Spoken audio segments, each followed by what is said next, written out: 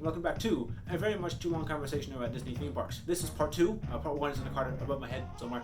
I suggest watching for context, but if you don't want to, I will summarize. Feel free to skip it in the chapters below if you want. Basically, I took a look at the history of Disney and money and figured out that basically, since the very beginning, Disney's been doing things to get them money. It used to be that what got Disney money and what the guests wanted was the same. But we're finding that those visions are increasingly separating, and a lot of people think that Disney is losing the magic. They definitely are focusing more on money, but I don't think that all these cost-cutting measures are going to last forever, if for no other reason than that Disney is on top of the industry by a long shot. But they have to keep innovating if they want to keep it that way. In the short term, they can make a few changes to keep people happy and show that they do still care about the guests. And that's exactly what I'm trying to figure out today. How does Disney fix this? Well, their current strategy seems to be ignoring it. As far as I know, they've never actually addressed the people that matter. They've never apologized. And I get that. You have executives, you have shareholders. I won't make you apologize, but I will make you address it. How are we going to address it? With one of your favorite things ever. Giant ad campaigns. Disney loves giant ad campaigns, and this is going to be a big one, regardless of which steps you take moving forward. Every good ad campaign needs an anchor. And if it's not going to be, we're sorry, it needs to be something. I suggest Walt Disney himself. There's the one quarter face that everyone loves. Yeah, that's the one. Framing it in the lens of the constantly changing parks allows you to do things just for the guests without ever having to actually say that you're sorry. I found you the chicken accent. You're welcome. Now, you've been burned before by overpromising. Looking at you, Galaxy's Edge. So this campaign is going to be very honest, giving actual examples so people know what you're going to do. As for what you're going to do, well, you have some options. We all know you like to save money, so the first option is the frugal. There's also the option to say that money is no concern, that you really want to change things in a way guests will like. You encourage your Imagineers to brainstorm blue sky style, so I'm doing the same. And then, there's the medium one. Costs a lot of money, but isn't super radical. The balance. All of these options have pros and cons, but they're all a bit better than the current strategy of, ignoring it. Let's start cheap and work our way up. This option is really just a refresh. It'll be basically the equivalent of adding a new land to each park, except instead of pouring all the money into one area, we're spreading it out to things that may not make you any more money, but that may improve the guest experience, to show that you do care about it. This option will only cost you $316 million, but it will actually get you a lot. The Magic Kingdom is by far the best off, so we're going to spend the least here, in all three versions. The biggest thing we're going to do here is tackle Tomorrowland. The current Tomorrowland just feels like a shell of what it used to be, so we're going to spend $1 million just to make the theme feel a little bit more coherent. We're going to add a stage near the back of the land to draw in some more crowds to see an original show that'll get everyone excited, removing the temporary stage they have now, and we'll add an immersive experience themed to the incredible Edna Mode superhero workshop to live in what used to be Stitch's Great Escape. We'll top Tomorrowland off by updating the vehicles of the Tomorrowland Speedway and adding some vignettes along the side of the track to give you more to look at, and by finally updating the last scene in the Carousel of Progress to match the timeless feature found in the rest of Tomorrowland. Outside of Tomorrowland, we're going to take out the magic carpets of Aladdin in Adventureland to clear up the pathway since it gets very congested over there, and we already have 3 Dumbo-style attractions in that park. We're going to bring back the Muppets Present Great Moments in American History show that was in Liberty Square back in 2016, because it added some life to that area that I think it could still use. The new Cinderella Castle paint job is alright, but I think it could be improved. So we'll improve it, bringing back some of the lighter colors. I think there's something really cool about seeing the Dapper Dans out and about through Main Street, but I don't want to remove them from the barbershop, so we're just going to bring on some more dance. And finally, for the Magic Kingdom here, we're going to develop a brand new interactive adventure that takes us throughout the park on various missions. Spoiler, every park will have one of these, and it'll be themed to something else in every one. Here, it'll be themed to an adventure alongside Mickey and some of his friends. It's a combination of the World Showcase adventure in Epcot, the old Sorcerers of the Magic Kingdom game, and the Pirates Adventure from Adventureland. Moving to Epcot, we have only a few changes, but they're important ones. First off, a change that I'm pretty sure is on every Disney fan's wishlist. We're going to revamp the Imagination Pavilion. It used to be so cool, and now it's, well, not really. So we're returning Journey into Imagination to its former glory, maybe with some updated effects, but definitely with Dreamfinder because I miss it. Plus, we're going to reinvent the rest of the pavilion too. I don't mind a character meet and greet back there, but it should at least be characters that make sense. Let's meet Figment again, or Dreamfinder. I'll even let the Inside Out Emotions slide, or Bing Bong. He is literally imagination. Meeting him would be so cool. And next door, the Short Film Festival is going to be redone to an Imagination Institute showcase of the power of imagination. I do think the idea of the Imagination Institute is cool, just not on top of Figment. I'll even let you throw in the magic of Inside Out if it'd make you happy to have an IP in there. We're going to replace the Epcot experience with a more general blue sky lounge that'll tell you what's on the horizon for the future of all the Disney parks and how Imagineers have been innovating, which means we can take it out of Walt Disney Presents and Hollywood Studios. Epcot was supposed to open with a really amazing Mount Fuji roller coaster, but, and this is true, Kodak, the camera company, was sponsoring the Japan Pavilion at the time, and they vetoed it because they didn't want the name of their competitor on a ride. Which annoys me to no end. So we're adding it now. We're also going to add a new nighttime spectacular because Harmonious is, well, as I said in my review last Christmas, Harmonious? It's pretty good. It's very well done. Effects are obviously top notch. Lighting was amazing. The water effects they were doing very well. The colors very good. Music was scored amazingly. I thought it was very well done. It was fun to watch. It didn't really have a bunch of story elements to it. It just kind of felt like they threw together whatever songs are from a movie that wasn't set in the U.S. So, but you know, pretty good. I don't think it was as good as Illuminations. I think I might have heard a reference to that original score in there, but I might have been imagining it. I don't know. I think it's good. It seems very portable to me because everything kind of took place on or emanating from those barges. I was kind of hoping for something that felt more permanent and not like they could put it in any lake in any local mall, but it was good. I enjoyed it. It was probably another B+ show. So good job, Disney here. Passing. And to finish off Epcot, we'll be revamping the DuckTales hunt in the style of the other adventures. I mentioned in part 1 that Hollywood Studios has quickly found itself with a very confusing identity.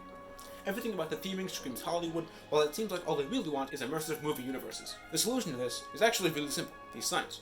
They're filming a new movie, you step onto the set, and now you're immersed in your favorite movie. If people can accept that they're on an alien planet, they can accept that the story on the outside and the story on the inside don't quite match. They're filming a non-existent Star Wars movie, Star Wars Dawn of Peril? They're filming a new Toy Story project. As easy as that. Speaking of these lands, the transition between them is pretty rough, so we're going to make it better. We'll add one of Andy's footprints, we'll add some Star Wars playset tags, so we'll go from Batuu to a Batuu playset to a different playset. Moving over to Sunset Boulevard, this facade represents Carthay Circle Theater, a legendary Hollywood movie theater. California Adventure has one too, and theirs has a great restaurant inside. This one has a story, but now we're giving it high quality content it deserves by bringing back a revamped version of the Great Movie Ride. That was one of my favorite attractions, and I'm still mad they replaced it. It's such a good fit for the park, and with a few changes, it'll fit in perfectly with the modern vision. We're also going to revamp the Disney Junior Dance Party, and bring in some elements from the Dream Factory show over in Disneyland Paris, because Disney can just do better than a dance party. We'll round out the park by adding some benches to what used to be the FastPass Plus distribution center, toning down the motion on Runaway Railway because boy oh boy does it hurt my back, and adding a mural to the exit to spruce it up, along with adding this park's version of the interactive hunt, this one themed to an investigation with Private Eye Eddie Valiant and Roger Rabbit to figure out who has been causing mayhem throughout Hollywoodland. And last but not least, Animal Kingdom. This park is pretty sturdy, but we're going to make it even better. We'll start by reimagining Dinoland, taking it from a roadside carnival to an immersive look at the time when dinosaurs ruled, with a river ride past some animatronic dinos and a new stage show joining the ranks of the existing dinosaurs. A Finding Nemo musical never really made that much sense in Dinoland, so we'll put the dinosaur show in the Theater of the Wild and build a brand new theater for the original superior version of Finding Nemo the musical over in Discovery Island, mildly rerouting the train to Rafiki's Planet Watch to facilitate it. We'll update Feathered Friends in Flight because that show never really found its footing, and add a new nighttime spectacular to go where Rivers of Light once played. Despite the no fireworks rule because of the animals, I still think that this park could use a good show, and Rivers of Light was close. We'll pick up where it left off and make something great. We'll finish off with this variation of the scavenger hunt themed to a trek to earn your Wilderness Explorer badges alongside Russell and Carl and Kevin, and find ourselves at the end of this tier. There ultimately aren't that many changes that we're making, but what we're doing is very intentional. When all is said and done, the campaign ad might look a little bit something like this.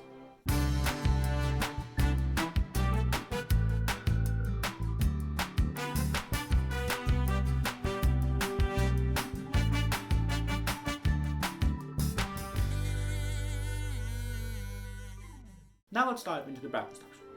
Do you recall what you did to California Adventure? You turned it from this into this. That took a lot of money.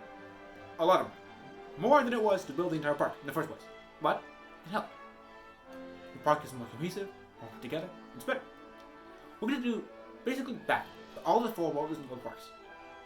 Because they call these. Not all these changes are as glamorous, but they're worth it. Let's start in the Magic Kingdom again. Specifically, out front.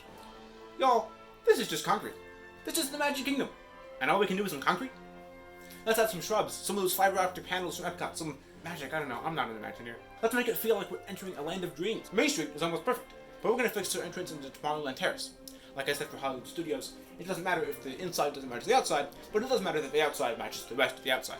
We'll take the cheap looking banners off Cinderella Castle, and fix the perspective of the Beast Castle to make the Force perspective more convincing. Staying in Fantasyland, we're going to take down some of the medieval fair aesthetic and make it look more like a fairy tale village. A lot of these attractions were supposed to look like a village originally, before budget concerns forced them into the way they are now.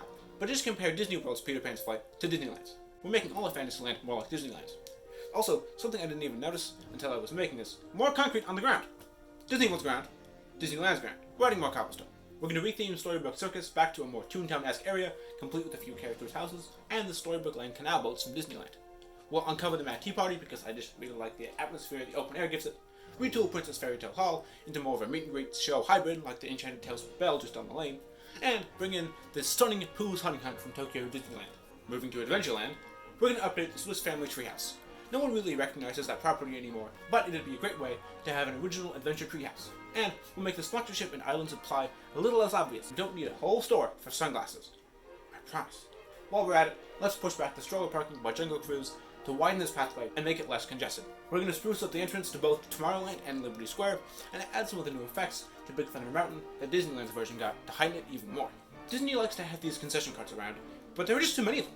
So we're going to clear some of them to open up the walkways, and we're going to repaint those weird blue ones that don't match any of the themes, so they do. On the entertainment front, we'll add a new, less review style show to play opposite Mickey's Magical Friendship Fair on the castle stage, bring back the Paint the Night Parade, and, for the love of all things, bring back Happily Ever After. It was a great show, and Enchantment just doesn't match up. Moving to Epcot, pretty much everyone agrees that soaring around the world is a step down from the original. But I do think that going around the world makes more sense for Epcot than flying over California.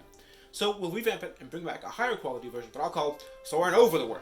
Spaceship Earth and Test Track are going to get a similar revamp, with Spaceship Earths just enhancing the existing scene subtly and creating a new finale, and Test Tracks blending the physical track and props of the first version with the modern simulations of the second, doing away with the sim track but keeping a similar tone in the attraction. We'll update the Sea's flagship attraction to include more real-world information, part of the edutainment ideal of Epcot, and swap out the awesome Planet film in the Land Pavilion with one narrated by Judy Hobson's Zootopia. Not a full cartoon like A Circle of Life with Timon and Pumbaa, but one that includes enough of the movie's characters that kids don't get bored. We're also going to redo the base of Spaceship Earth to make it feel more timelessly modern, instead of the weird 80s aesthetic it has currently. And we'll add more bushes to the front promenade. Also, while I was walking through the parks in Street View, yes, I spent literal days wandering through maps to research for this video, please like and subscribe, I noticed this dead-end wall that was very frustrating. Let's add a small photo up there that's out of the way. Moving towards the World Showcase, the Crossroads needs a sculpture. Not sure why, it just does. We're also going to redo the trash cans here, because I've just never cared for them. But now for the big stuff. We're going to add birch chalk drawings to the ground of the UK Pavilion.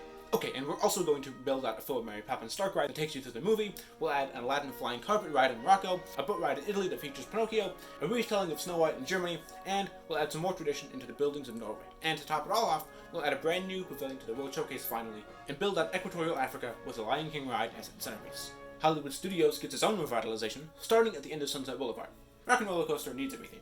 Aerosmith really isn't as well known to the parkgoers as they used to be, and it doesn't even make sense in Hollywood. So instead, we'll draw on the already established Roger Rabbit, as a tour of Hollywoodland goes wildly out of control due to his antics. Across the way, we're revamping the Beauty and the Beast show to include some more of that theatrical magic that other versions of the show have had. We're also going to repaint Tower of Terror to fit the color scheme of the area better, and we'll just blend so the back still fits in with our Morocco Pavilion. And we'll paint all the roofs of Fairfax Fair the same color, because it bothers me that they're different right now. On the other side of the park, we'll have quite the shakeup. Ever since Pixar Place closed in the wake of Toy Story Land, the area has been mostly empty except for some temporary stuff. But we're going to change that.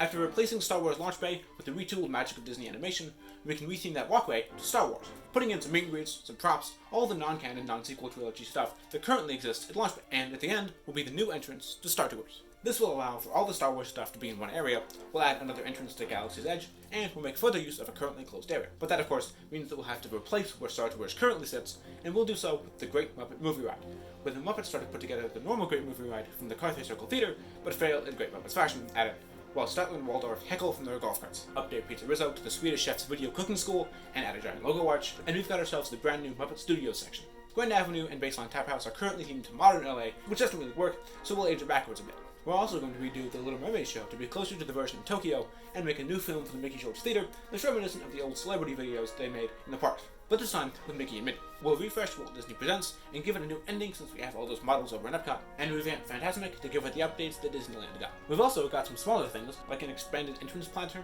some more planters in the main courtyard, and the return of the famed Singing in the Rain interactive umbrella photo spot from Streets of America. I'm sure it's sitting in storage somewhere. We'll repaint the sound stages to be more consistent, we'll redesign the Indiana Jones entrance to still be flashy while fitting the theme, and we'll take the real ads off these things. Why do you need to advertise your ABC shows here? Why do you need to advertise ABC?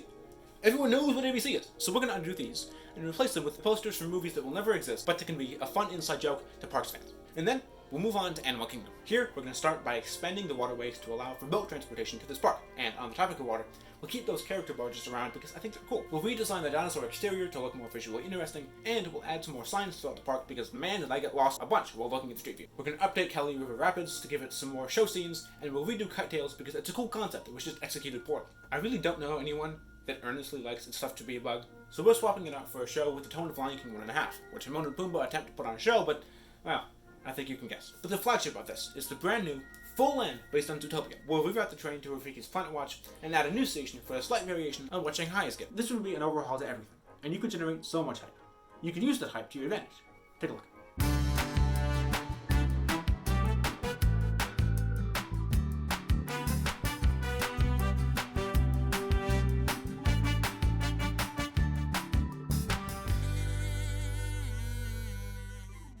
And finally, the blue sky.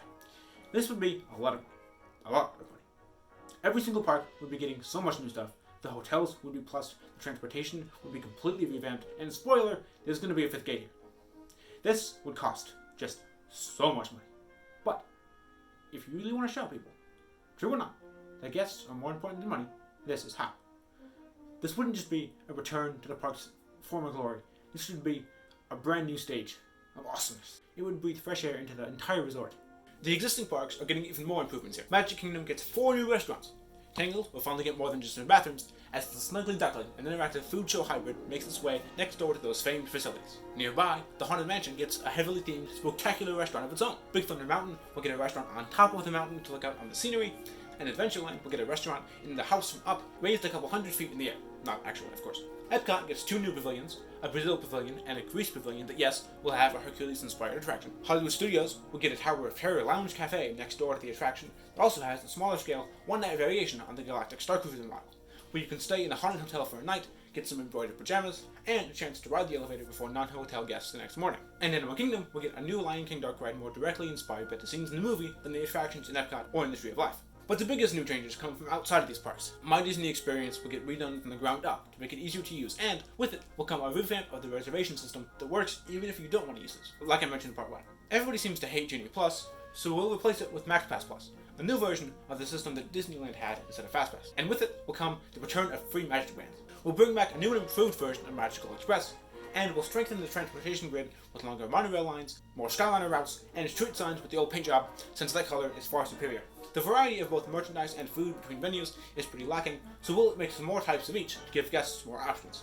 Additionally, we'll add some small things like water bottle filling stations, benches, and trees throughout to make the experience of being in the parks better. We'll bring back more of the classic Streetmosphere performers and keep those surprise distance character encounters to add more spontaneous life. And we'll bring back pre-2 p.m. park hopping to give guests more freedom to plan a day that works for them. We'll update the design for the monorail to bring new life into it while keeping the retro feel it's always had, and we'll turn the now abandoned Discovery Island into an immersive, real-world treasure hunt full of clues and puzzles and mysterious statues, full of things to explore. Plus, the hotel fleet will expand into the more, with a Haunted Mansion Hotel, a Fantasyland Village Hotel, a Golden Age of Hollywood Hotel, a Toontown Hotel, a Muppets Mayhem Hotel, and a classic Western Hotel. Yeah, I know, it's a lot of hotels. But they're cool, so. But the biggest part of this would be the fabled Fifth Gate, and I chose the long-rumored, long-fantasized Dark Kingdom. It'd be a corrupted version of Magic Kingdom, and while I couldn't go through it all here, maybe in another video, comment below if I should, it'd have Maleficent's castle holding a roller coaster featuring a giant dragon, like in Disneyland Paris, as well as a Cinderella's Royal Table-esque house of villains, yes, named after the cartoon club, where you can drink some non-alcoholic spirits and see Disney's most famous villains complain about their heroes. A ride based off the infamous Wrong Lever from The Emperor's New Groove, a tour of the underworld with Hades that ends with a massive battle, a maze through the Queen of Hearts hedges, a poison apple shop, a trip to the other side with Dr. Facilier, a revival of the failed alien encounter from Magic Kingdom, and attractions based on Captain Hook, Ursula, The Nightmare Before Christmas, Weird Mageddon from Gravity Falls, Jafar in the Cave of Wonders, Taka from Moana, Sid from Toy Story, along with an island of hero resistance run by Peter Pan, and a slew of other, mainly non-IP-based, attractions. It'd cost like $6 billion, and it would be very cool. In case you haven't picked up on it by now, this option has a very large price tag. Is the huge price tag worth it for this complete revitalization? I can't decide that for you, but there would be a lot of really cool new stuff here, and all of that would give you this.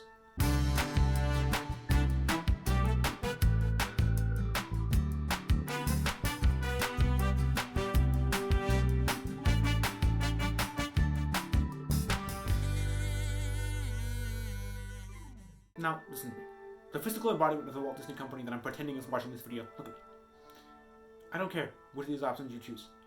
Obviously, I prefer the big one, but the small one is good too. Or the medium one, just something. Do something. We clearly care about a lot of Disney parks. Do something for us. Not to help your bottom line, just us. Show us that this isn't a one-way relationship. There's that Walt Disney quote that everyone loves to quote. But I prefer this one. The Disney parks are really amazing. I love them a lot, and so do a lot of other people. But they can be so much more. If you just give a little bit more attention to them, to what's currently standing, bring the parks back to their full potential. Give a little bit more of that pixie dust in every corner. The attention to detail that shows us you care about everything. It's the most magical place on earth. Don't you think it's worth it to show us that you mean it? I think it is, but the ball's in your court, Disney. It's an exciting challenge. A once-in-a-lifetime opportunity for everyone who participates. Thanks so much for watching. I really appreciate it. This took a lot of work and is probably going to be the longest video I've ever made. So, I mean, if you made it through both parts, let me know in the comments below. That's impressive. As always, liking, subscribing, commenting, sharing, all those things all help me and help the channel grow. So, if you want, feel free. Otherwise, I don't know. See you.